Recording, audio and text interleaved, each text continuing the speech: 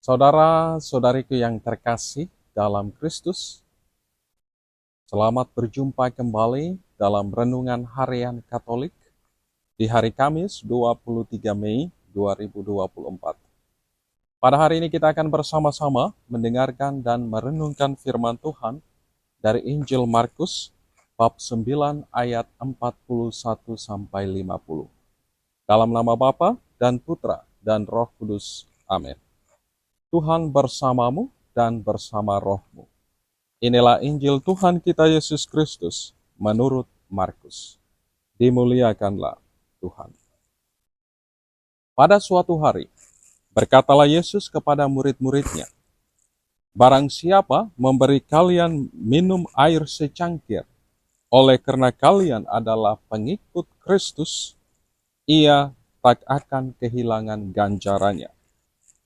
Barang siapa menyesatkan salah seorang dari anak-anak kecil yang percaya ini, lebih baik baginya jika sebuah batu kilangan diikatkan pada lehernya, lalu ia dibuang ke dalam laut.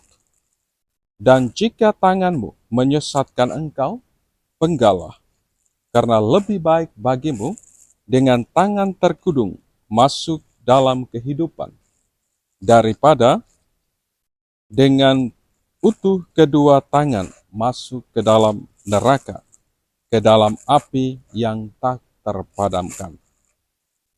Dan jika kakimu menyesatkan engkau, penggalah, karena lebih baik bagimu dengan kaki timpang masuk ke dalam hidup, daripada dengan utuh kedua kakimu dicampakkan ke dalam neraka. Dan jika matamu menyesatkan engkau, cungkilah, karena lebih baik bagimu masuk ke dalam kerajaan Allah dengan bermata satu, daripada dengan bermata dua dicampakkan ke dalam neraka, di mana ulat-ulat bangkai tidak mati dan api tak pernah padam. Sebab setiap orang akan digarami dengan api. Garam itu memang baik, tetapi jika garam itu menjadi hambar, dengan apakah kalian akan mengasinkannya? Hendaklah kalian selalu mempunyai garam dalam dirimu dan selalu hidup berdamai seorang dengan yang lain." Demikianlah Injil Tuhan. Terpujilah Kristus. Saudara, saudariku yang sungguh dikasihi dan dicintai oleh Tuhan. Dalam perikop Injil hari ini, Tuhan Yesus memberikan beberapa peringatan tegas sekaligus sungguh keras kepada kita sekalian murid-muridnya. Lebih baik baginya jika batu kilangan diikatkan ke dalam lehernya, lalu dibuang ke laut jika ia menyesatkan anak-anak kecil yang percaya ini. Potong kaki, tangan, dan cungkil mata bila mereka membuatmu berdosa.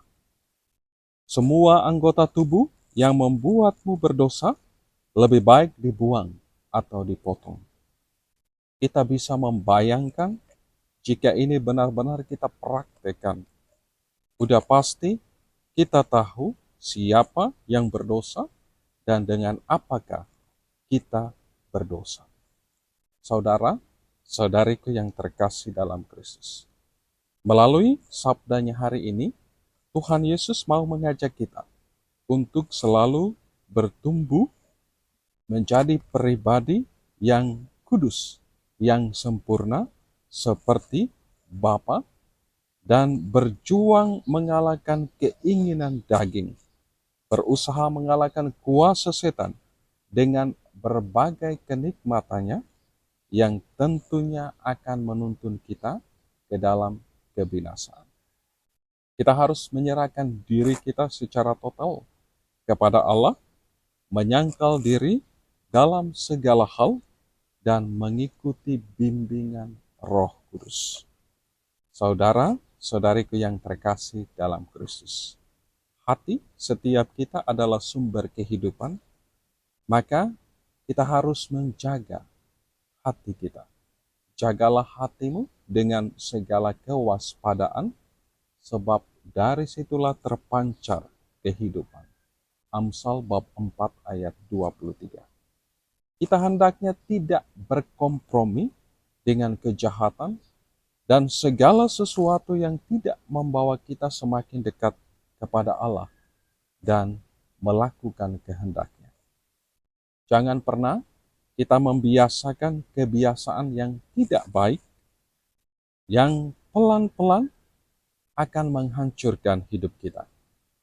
Seperti malas, tidak disiplin, gosip, dan lain sebagainya. Butuh ketegasan dan komitmen dari setiap kita untuk menolak segala hal yang tidak baik dan berusaha menjadi murid-murid Tuhan yang sejati. Saudara, saudariku yang terkasih dalam Kristus, sebagai murid Kristus, kita pun dipanggil untuk menjadi garam dunia. Walaupun dunia menawarkan berbagai kenikmatan yang menggiurkan indera jasmani kita, tetapi kita harus tetap mampu untuk mengendalikan diri. Kita harus terus-menerus berjuang, menjaga kekudusan yang telah kita terima melalui sakramen baptis, agar kita pun bisa menjadi teladan dan berkat bagi orang di sekitar kita, dan bukannya menyesatkan mereka. Mari kita memohon kekuatan dari Allah sendiri, agar kita dapat menjadi garam dalam kehidupan bersama. Persembahkanlah seluruh diri kita kepadanya. Jadikanlah kehendaknya sebagai yang terutama di dalam hidup kita. Kita harus berusaha selalu melakukan apa yang baik di mata Tuhan dan menjauhkan diri kita dari semua yang tidak berkenan di hadapannya. Berkat Tuhan beserta kita sekalian.